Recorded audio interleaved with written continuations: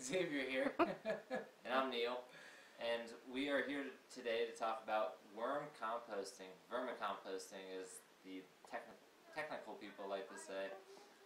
I had Xavier over the other day. I was collecting my castings, and he was quite intrigued about my worm bin. So we figured we'd put together just a 5-minute video, tell you the basics, tell you the upkeep, give you some helpful hinters along the way. Just to give you a little background, we're here in Phoenix, Arizona, and it is quite hard to do some gardening out here, so having worm composting, vermicomposting on your side is always a great thing to have to add to soil. Anyways, we'll go ahead and get you started with the basics on what you need, kind of how to get the bin started, and then I'll go ahead and take it from there and show you how to upkeep it and keep things going well. Alright, so what I did was I went to Walmart and got a plastic bin. It was $3.50, fairly cheap. I got a clear one because I want to see what's going on and how basically if I can see anything going on inside that I can get from what they liked, what they didn't, and stuff like that. So I think first you got to drill 1/8 of an inch drill bit. In any drill bit will work, but as long as it's pretty small, you don't want your worms getting out of the container, so you're going to have about a 1/8 of an inch drill bit. I used about 3 on each side, 1 in the middle, and that was pretty much it for the drills, just for the breathing.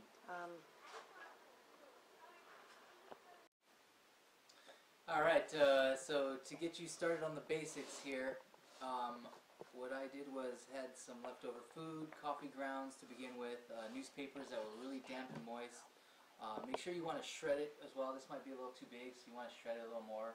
If you have a paper shredder, you're in pretty good hands. If not, then you're going to have to do it by hand a little bit better than just shredding it lazily. The better you shred it, the more that you get the oxygen flowing for the worms, and they'll be more happier for you, is what I was told by the great Neil here next to me. Again, it's anything decomposable, really. Rice, I got eggshells, newspaper, anything biodegradable. No meats, no dairies. It's very important that you don't put any dairy or meat in there.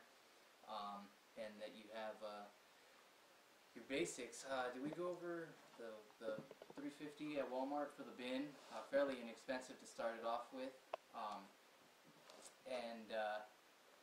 Let's see, what else? I think that's pretty much all you need. A drill bit, here you go. It's about 1/8 of an inch. You want to drill around the top. So don't drill them too big because you don't want the worms getting out. That's more important than anything. So keep that in mind. And I think that's pretty much it as far as the basics from getting started. The basics. Make sure that you just have really damp newspaper, and you when you get your worms. I have about 2,000 worms in this, by the way. For about $40, you can get 2,000 worms again. And that's from what was it? UncleJims.com.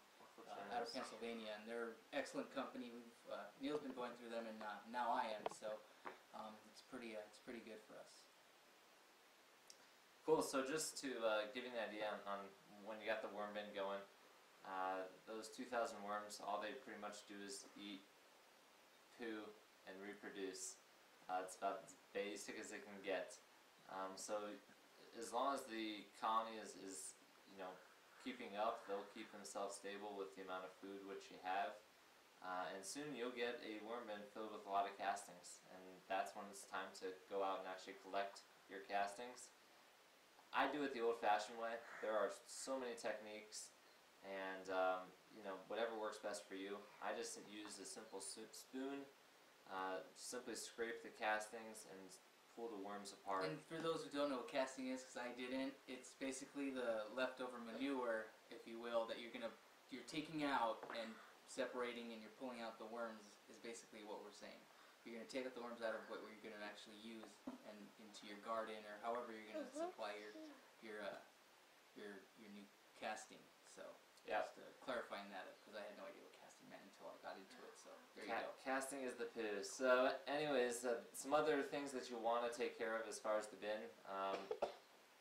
Fruit flies, other types of small little flies can get in there. and you don't want them to necessarily breed because then you'll have fruit flies all over the house.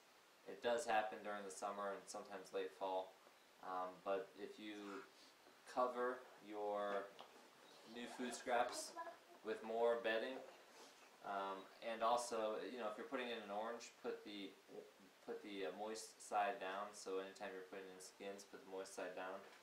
And when I say new bedding, just a matter of simply tearing down the paper. You tear it with the grain, so that it has a nice even line. Again, we're looking for just tiny pieces that just help to cover the new food for what you put in.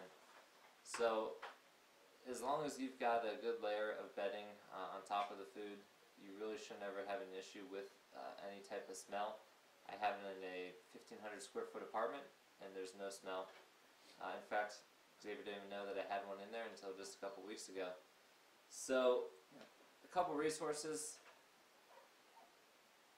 Worms Eat My Garbage. Probably one of the, I guess if you will, the Bible of worms. It will tell you all about red wigglers. Those are the worms you're going to be getting from UncleJims.com. UncleJims.com, like Xavier said, 2,000 worms for $40, free shipping and handling. The guy's out of Pennsylvania. He sends every Monday. Yeah, shipping's every Monday, so no matter when you order, it's not going to be till the following Monday when your order's out. And he's out of Pennsylvania. We're here in Arizona again. It took 2 days after that Monday for me to get them, so it doesn't take very long after they ship them out to get to you. And they were alive. Don't worry about that. And if not, worst comes to worst, they will replace them. So you're covered either way as far as your worms are going. So just some other things to note. Again, since we are in Arizona, we get up to 110 plus degree temperatures in the summer. Worms do best and will really only survive in the temperature range about 50 to 85 degrees Fahrenheit. So I keep my worm bin in my apartment all year round. I have no issues with any smell. Once in a while I'll have some fruit flies flying around the living room. Small price to pay for a real nice way to get free compost. Super nutrient for your garden. I mean, it's that's why they call it black gold. So yeah, it's I believe 10 times richer than the average soil out there, purchased soil. So I don't know how accurate that is. I'll look into it, but from what I saw, it was about 10 times richer than actual soil you can get from any Home Depot. So we'll leave you with one little bit. Just read back again in this book. Avocado pits, they germinate in worm bins. If you leave them in there for a few months, you'll start to see them germinate. 9 out of 10, according to Mary Alcohoff, germinated in her bin. So some cool things will occur, and kids will have fun.